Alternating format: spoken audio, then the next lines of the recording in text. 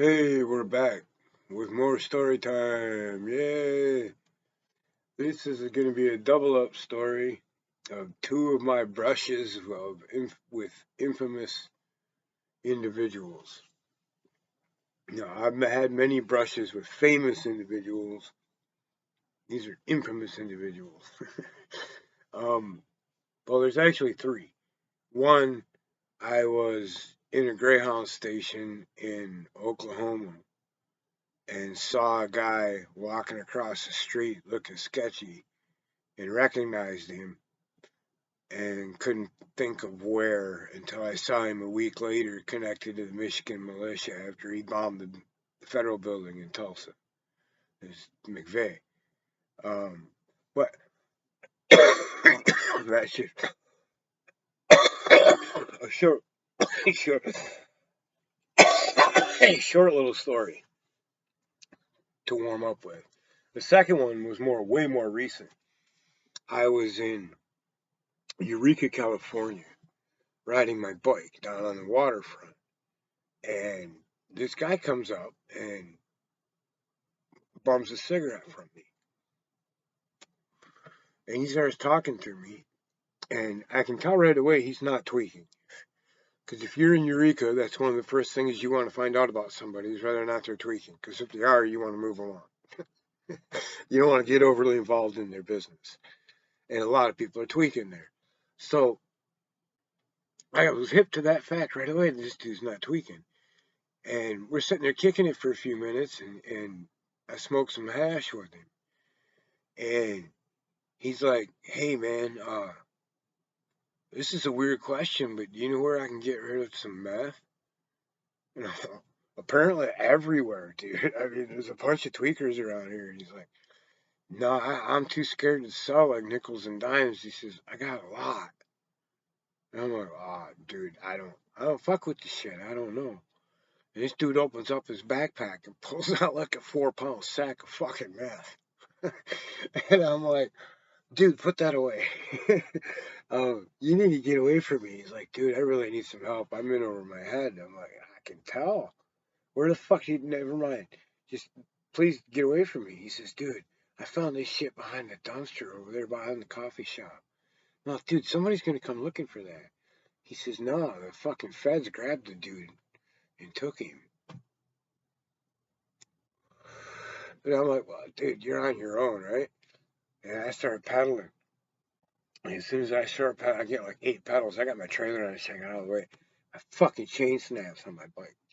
So I got to take the trailer off, take the back wheel off, take the old chain off, put the new chain on. There's no way with the gear I got on this fucking derailleur, everything, I can string it with the back wheel on. It ain't happening.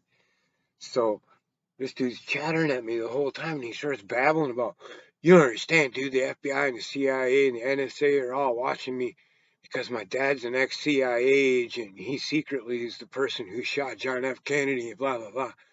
And I'm really good at telling if somebody's on meth or not. And this dude did not show any signs of being on methamphetamines, but he was talking like a motherfucking tweaker from hell.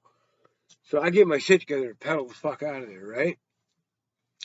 About 2 years later, I'm up in Seattle sitting in a motel room and I'm flipping through channels and I see this motherfucker's face. It's some wingnut investigation into an ex-CIA agent who on his deathbed swore that he killed John F. Kennedy. Now, the dude was batshit crazy and had dementia, but he was an ex-CIA agent and he swore he killed John F. Kennedy. This guy was his son, who the interviewer was interviewing in a rehab in Northern California where he was spending time before going to prison because they had found him with several pounds of meth. And I'm like, holy fuck. I'm sure I got investigated. I don't know.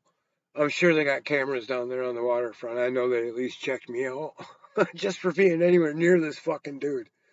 Holy shit.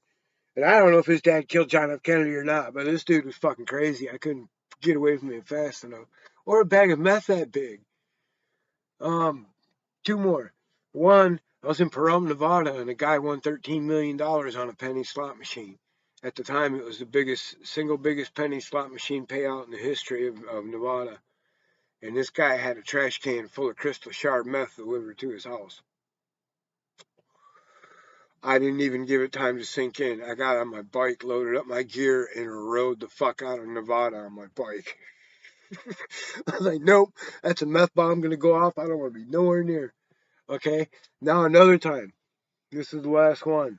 And probably, I have to say 1998, I think. We had gone to a Jerry Garcia show in Chicago, and we met these hippies from Missouri, and we went there to hang out.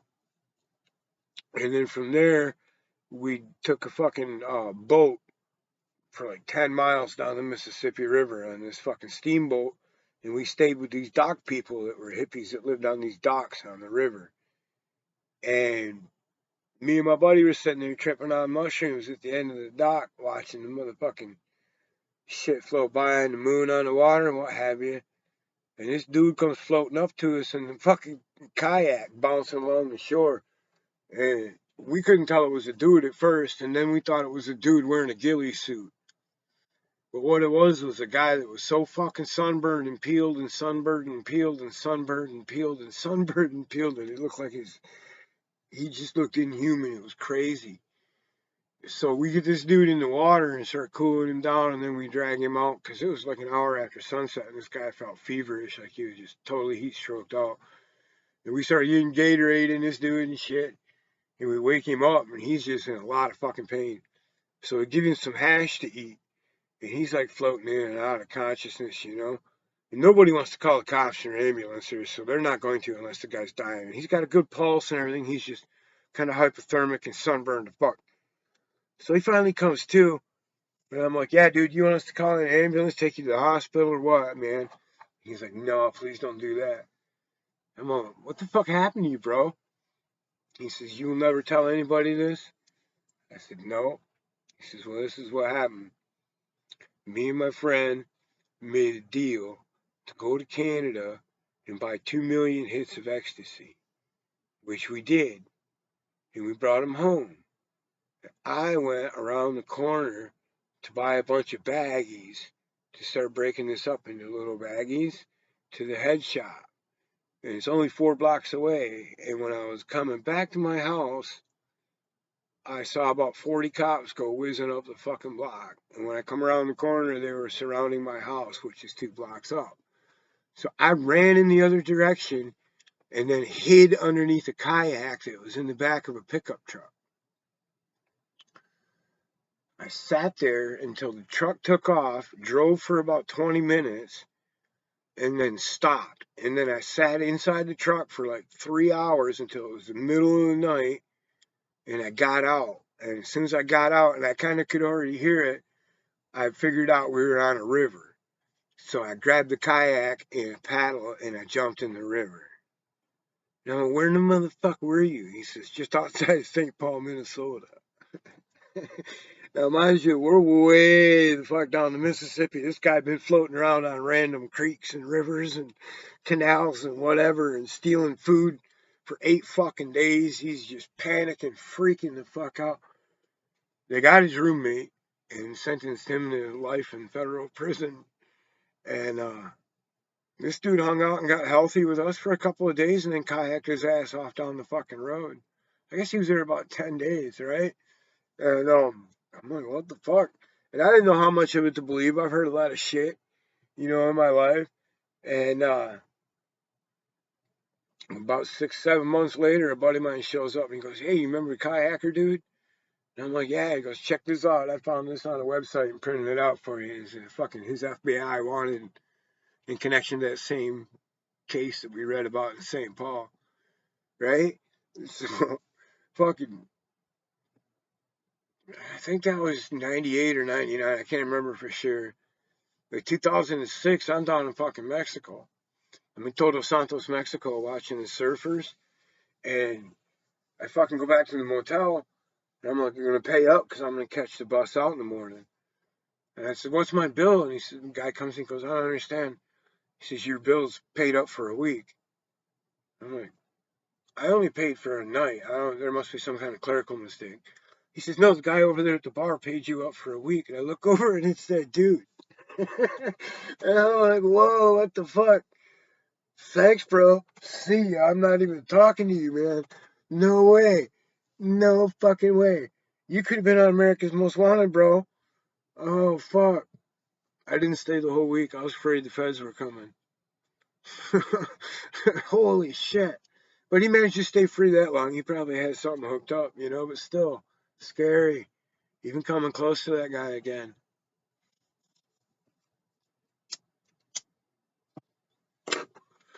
So that's Doug's handful of stories of brushes with infamous people.